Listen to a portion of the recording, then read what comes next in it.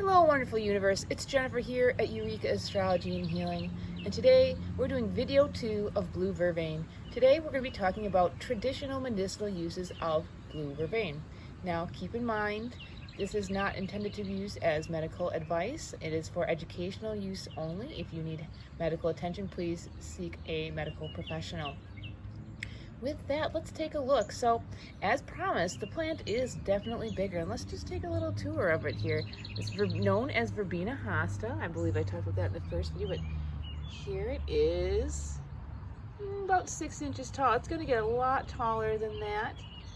You can see the toothed leaves. And what I'm going to keep the camera on here, I'm going to zoom in on it, is actually the stalks, because blue vervain, you'll see why they call it when the flowers come up, but the stalks, like many of the mints, the things that help the nervous system, are a purplish color. It's not the only plant. Motherwort and many others have that same feature, square stalks and then that purple color. And that denotes to me nervous system things, but cooling. And this plant is a cooling plant. It is very bitter to the taste. You could make a tea of the dried leaf. You know, a lot of people probably won't drink it, to be honest, because it is that bitter. It is really got a punch. It's also a little bit acrid, and so with all bitter herbs, it helps support digestion.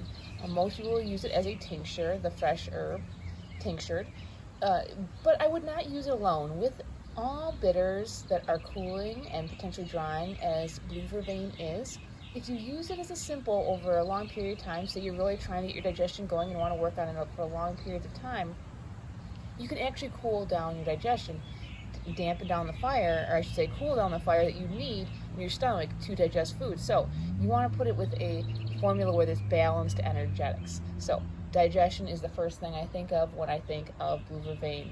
The next thing I think of is, as we talked about with the nervous system, is for people who are very driven. They say for type A people who just want to keep going and just don't know how to relax, blue vervain is said to actually help people just kind of relax, like just break that cycle of tension and just take a step back, especially when there's a lot of tension in the head and neck and shoulder area for people who are constantly holding that area tight because of the work that they're doing, or it's just where their energy is. It's definitely a good plant to try for them or yourself if you so choose to. It's also used potentially for insomnia. Again, I would say in small amounts, nothing too large. It's definitely could really start your digestion a lot, and you have to think about that at night too. Like, do you want to stimulate your digestion? So when are you going to take it? The next thing I also think of too are cold and flus. It's got an affinity for respiratory inflammation, but also for helping break a fever. So if you're someone who is on the cusp of a fever, actually, in this case, you would want to use a hot tea. That would be a great way of really breaking the fever well. You could also use the tincture. It is very, very good for helping break the fever, so that way you can kill the things that you need to kill and move on. Sometimes people are always on that cusp and they never get warm enough to kill off the viruses, and it's just really hard for the body to move forward. Well, this can help the body move forward if you have it around as well. The other thing it's also used for is suppressed menstruation.